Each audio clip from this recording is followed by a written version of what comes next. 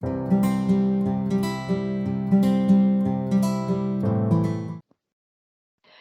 morning and welcome to today's episode of Seeblue Smarts.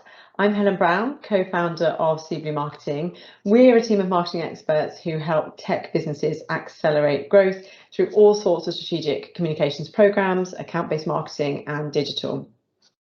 Today, we're talking about what it takes to get your brand noticed, something which we know is top of mind for most CMOs in scaling companies. I'm joined on my virtual sofa today by someone who knows a lot about the subject. Victoria Usher is founder and CEO of Gingermay, an award-winning B2B PR agency. So Victoria, welcome. Thank you, Helen. Tell us a little bit more about yourself. So, as you've kindly said, I'm the CEO and founder of the business. The business is very much founded in data. So I was a data analyst, political advisor, and ex-CMO. So I've taken all of those threads together to found the business. And we very much come at all of our PR and communications from a data lens, because that's very much, as you know, because you're expert in this, very much how CMOs are looking at actually getting metrics and getting responses back that they can have some more measurability around it. So yes, that's my background. Love working in PR. This industry is amazing. It is so liquid. There's so much excitement, dynamism. And also it's there's so much money in it, there's so much investment in it, so it's really exciting, coming from I used to do research, that sort of industry is very stagnant now. So I'm really excited to be working with people like you and other businesses that are doing such tremendous work and changing the face of technology tomorrow. Awesome. Well, your face definitely lights up when you talk about it. You can just see the passion, which is great. That's what people love. Okay, so today we're going to consider what it takes to get your brand noticed, and from 3 different angles. So audience, content and leverage. Always good to use the power of 3 to tell a story. So clearly every marketing director needs and wants to understand their audience. Audiences come in many different forms. For Seeblue, we think about it in terms of the end customer and different people within the buying center. In your opinion, Victoria, when it comes to what brands need to consider in reference to the press, what is the most important thing? So if I had to actually pin it down to one thing, it is about educating audiences. So that gets lost quite a lot when people think they're doing PR. So they think that because they're employing a PR agency that they can just push their message out to the media. It couldn't be further from the truth. That's why people like us are employed, because we'll be able to give that counsel. And the first lesson in that is educate. So be interesting, be informative, pull your audiences in. The way you won't do that is by overselling. You will know as well, given your background, being too pushy, thrusting products down the throat of your audiences will actually just switch them off. It's not engaging. It's not a very good way of storytelling at all. So thinking what you can teach them, what can they learn, what's going to make them do their jobs better, what are the problems that are keeping them awake at night, how can you think about answering those questions in a really informative, educational, really smart way. So starting at that point will help to get the right story across. Now, what that's doing is, by having that mindset, it's really helping journalists do their job too. So what a journalist absolutely doesn't want is something that's salesy and promotional, because quite frankly, they'll get into trouble with their editors, because it's so transparent that is what, either the Q&A or the interview or the byline or the newsjack or whatever it is, it's so obvious that that's what it's doing.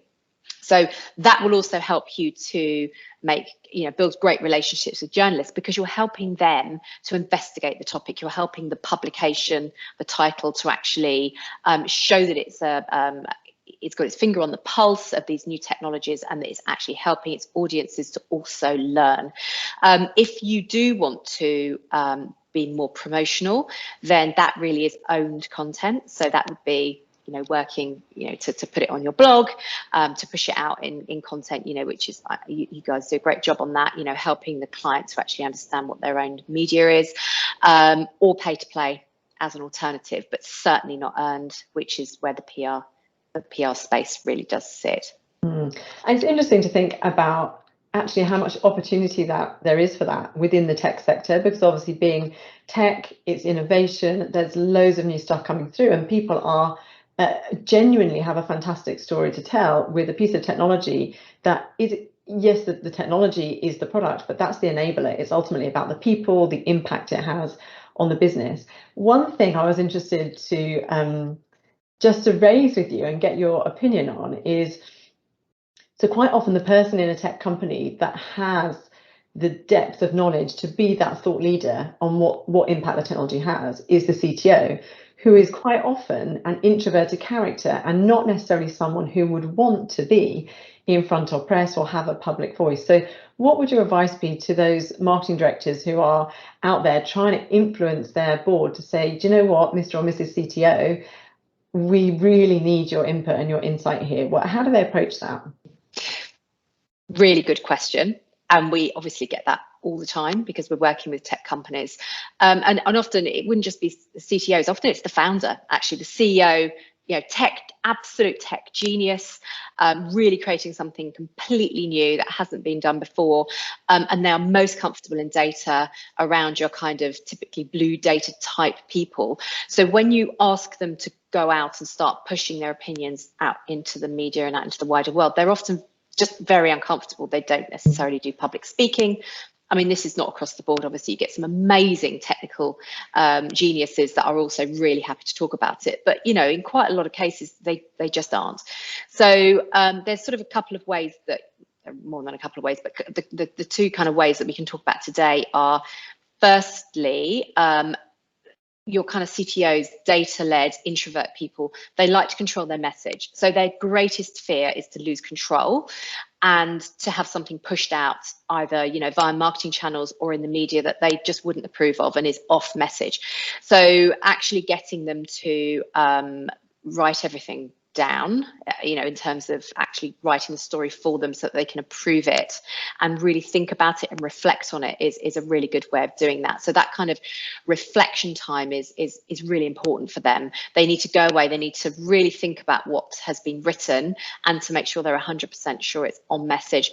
And normally that would be through either an interview, although again, even with that, they prefer to write it down. So it's working with them to gain that information in the best possible way for them, and then to push it back out to them so that they can understand the process, they understand the sign-off and approvals process that they will go through. They will often ask other people to actually look at that content as well, because they themselves will be, I just want to get a second opinion on whether or not I'm actually representing the business and the tone in the right way.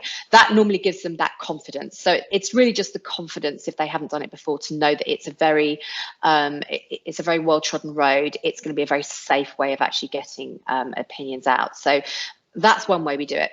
And actually, prior to that, quite often, if they can see other people doing it, that will again give them confidence that everything is written, it is approved in advance. So getting somebody that's perhaps more confident, that's done it before, so like the CEO, CMO, to put something together so the process is a little bit more fluent for them, will also help give them that confidence that it's not just going to be taken out of their hands and they're not going to lose control. So those are two ways that, again, that's very tried and tested. Also asking them what they would prefer to do. So they sometimes just want to talk through their anxieties around this. It's never framed in anxieties. It's I don't want you going off and taking what I'm doing and then just pushing it out. So they can see the framework and they can see how it will be used, and they can air their objections and their concerns. Really does help them. And in the end, we work with so many kind of introverted tech people, and they will be coming back again and again and again to the agency to work with us because we're such a trusted ally of theirs. Once you win them over, you win them for life, kind of thing. So it's about treading carefully and finding out where their comfort zone is. And that's really interesting as well, to learn that actually overcoming some of the challenges of engaging with that audience can be down to a process. Just nail the right process. If you're the one in charge of the marketing, bake in enough time in your plan to get those approvals beforehand, make sure that everybody is comfortable, earn the trust, and then you get the ability to move forward with perhaps more and more engagement, which is great. Okay, so from an audience perspective, press are looking for something original, something authentic, and I think thinking through, as you would with any marketing PR work, what the impact is, the people impact of the technology, not the technology itself. So super interesting. Okay, looking then at our kind of phase 2, section 2, content. So we know who your audience are, you've got them in mind when you're creating stuff. Content is king. Marketing, anybody working in this arena absolutely knows that, but we also know there's loads of really dry, boring and crap, frankly, content that's out there. So how do we make sure that those of us who are running tech companies are not creating the bad content, but they're creating the really, really good content? What does it take? I suppose I know there's a bit of a history from a PR perspective as to the role that content has played, but could you give us just where was it, where is it now, and what do people need to think about when they're looking at, okay, I put someone in my team in charge of my content calendar, how can they, what do they need to think about when they're framing that? Yeah. Again, great question. So yes, content is absolutely king now. That's not always been the case. I mean, in PR, you know, when I first got into PR, which was about 13 years ago, data analyst before that, it was very much created by journalists. They would do interviews and they would spend like a week putting together a piece, and it was, you know, all lovely, exactly what journalists were supposed to be doing. But now that their role has changed dramatically, and they're not able to necessarily put a lot of that long form content together, which is hence where the PR comes in, because we can enable the client to really articulate their kind of offering, which is the role that would have been done before. And of course, you know, now where everything is online, a lot of publications are online, which really that change didn't happen till it actually happened in the last recession. So 2008, 2009, lots of publications went online. So it's only 12 years ago. It's not that long ago, really. Journalist pressure was a lot greater. They had to come up with a lot more stories. So that's the kind of the history of it. So as agencies, you know, as marketing agencies and PR agencies, communication agencies, really the role's fallen to us to come up with the content. So it's how do you get that USP, that editorial USP from a client? What's their editorial IP? How do you actually gain that? So the way I talk about it with clients is really to look at what is making them, what's keeping them in business, that's their differentiator. So if you look across their competitor set, what are they doing differently from their competitors? What are clients telling them? And we try and put clients at ease when we get this information from them. So it's like even having a chat over a pint in a pub, glass of wine, you know, tell us about the business, what kind of makes it interesting. And actually people don't realize the depth to which they have this expertise. And, you know, even what's annoying you in the press, what have you got an opinion on? Sort of you know, did you read the article last week? What's your thoughts on that? And they always have an opinion, and 99 times out of 100, they're really, really interesting opinions that they perhaps think, you know, a lot of, as we talked about, you know, a lot of these tech people are quite introverts, so they wouldn't necessarily voice their opinions publicly, but they may talk to a colleague about this, or even a client. So it's encapsulating those micro conversations and actually escalating them into bigger thought leadership pieces, because that's really what thought leadership is. Thought leadership is an opinion.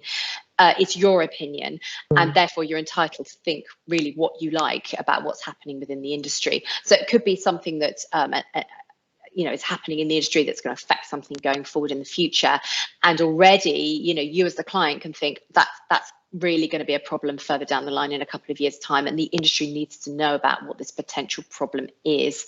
And again, that comes back to the education piece. So it's about really circling that in, looking at the status quo, maybe what has happened in the past couple of years, and then looking to see what the effect is going to be for the wider industry as a whole. Yeah, okay.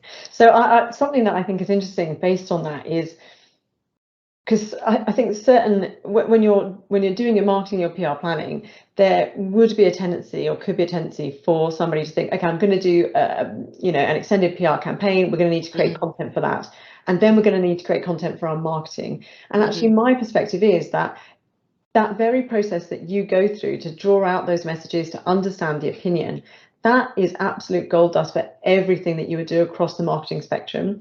The thing that I would add is that what's of interest to your own, I guess, directly to your own audience would be the addition of more emphasis on your opinion, but also with your story as a business, with who you are, what's your journey, being open and honest about where you've come from, where you're trying to go to, because that's the important thing for us in terms of winning hearts and minds. So I think recognizing this, that there are slight differences between when it's kind of a journalistic channel or route versus your own marketing channels, your own organic social, and posting on your own website.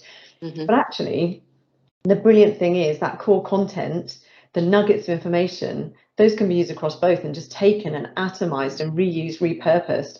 And it's so much quicker to create a blog to put on your website from something that you've already got than coming up with it from scratch, right? So actually, kind of brings me on to the next and the third section about leverage, which is, I don't think that in coming up with this insight, it's not doing things 3 times over. It's actually doing it once really well and then leveraging that across all of your different channels and with your different partners and with your own team internally.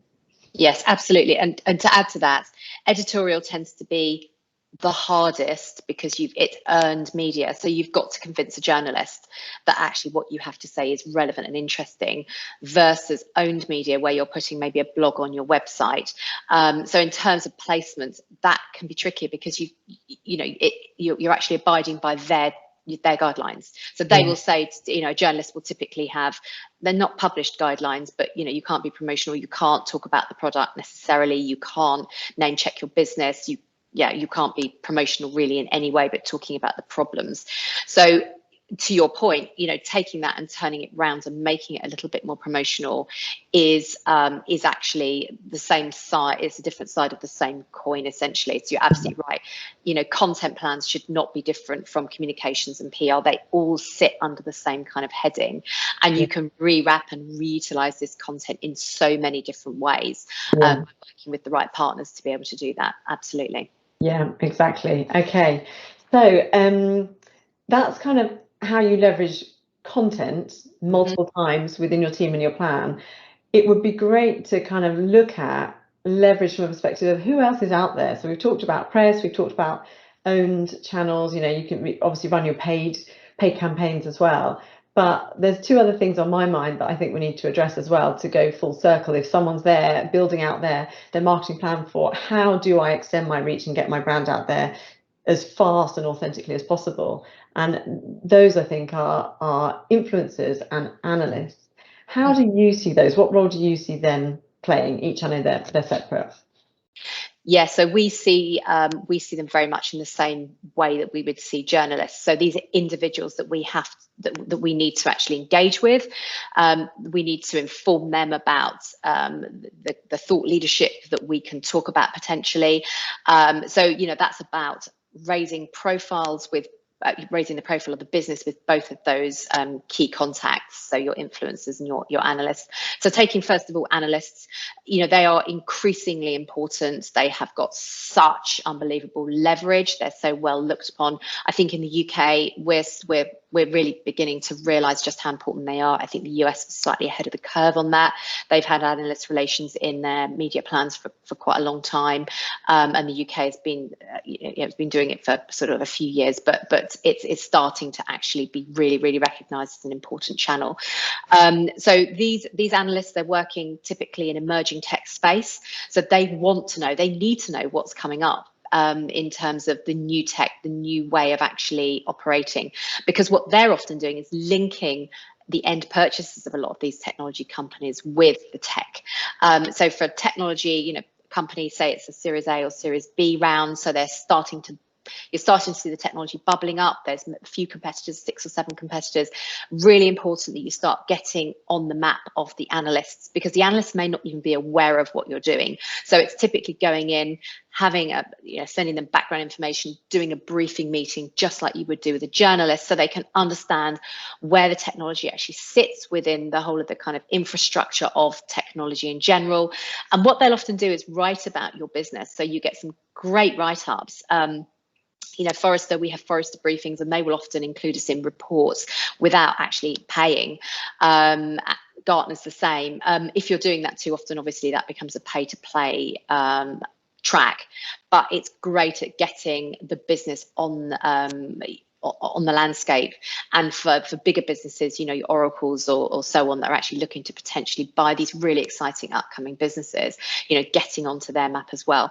And for a lot of the analyst businesses, they're looking for new channels of revenue, so they're looking for new areas that they can actually start researching. So it's a really exciting way of actually really increasing your reputation. When it comes to influencers, there are lots of influencers in the tech space. It takes a little bit of research to actually find out who they are. Again, it's taking the same kind of channel, talking to them, engaging them. They are often in a sort of pay-to-play capacity, will often get involved in your business as well. So hence, with the marketing and what Seeblue does, it would often be kind of getting them involved in events. They will often actually engage with written content and write on your behalf, and you automatically kind of get that engagement there as well. So it'll be the earned and the pay-to-play that they would actually get involved in. And they are really critical, because they're often having very senior conversations, and they want to know the movers and shakers within the industry. So it's important, again, that you get them on board really early on, because your competitors will be doing exactly that if you don't get a move on and start influencing them early on. So what's really interesting, I think, is that we get some businesses come to us and want to look at a part of this plan. So that say, I want to drive brand awareness, but I want to do it in this very specific way. And I think, I'm pretty sure you would agree with me that if you're a brand that genuinely wants to take a leap, so from wherever your starting point is, but you want to become either a household name or top of your sector, top of your space, really the answer to audience, content and leverage is that it has to be an integrated plan. It integrates across all of these. Marketing is never, communications is never a single channel, is it? It's engaging multiple audiences at the right point in time. And I think the thing for people to remember is that if you can plan to run this as an integrated piece, you actually save yourself time and budget by being able to leverage and utilize that insight. The content that you're creating and writing for PR is utilized for your own assets, your own paid media, into your other campaigns. If you do it all piecemeal and separately, it ends up actually overall costing you more and limiting, I think, the impact that you can potentially have. I totally agree. And you actually get mixed messages as well. So planning it all up front saves you so much hassle. And that's where we see clients really successfully executing these integrated campaigns, is when there is that pre-planning and they invite all of their partners in, so their marketing partners, their PR and communication partners in. We all get around the table. It's best practice. We look at a 3 to 12 month plan where it's all plumbed in and all of the different parties know what their personal activities are. We have great brainstorms where we come up with these concepts, and it's really exciting to work in those kinds of environments, and the clients really benefit. And it's, it might be top of funnel, but it really does affect the bottom funnel activity and lead generation as a result. So yeah. Super. Well, Victoria, thank you so much. I think we've run out of time for today, but yeah, thank you for your insight. It's been wonderful chatting to you. Pleasure. Thanks so much, Helen.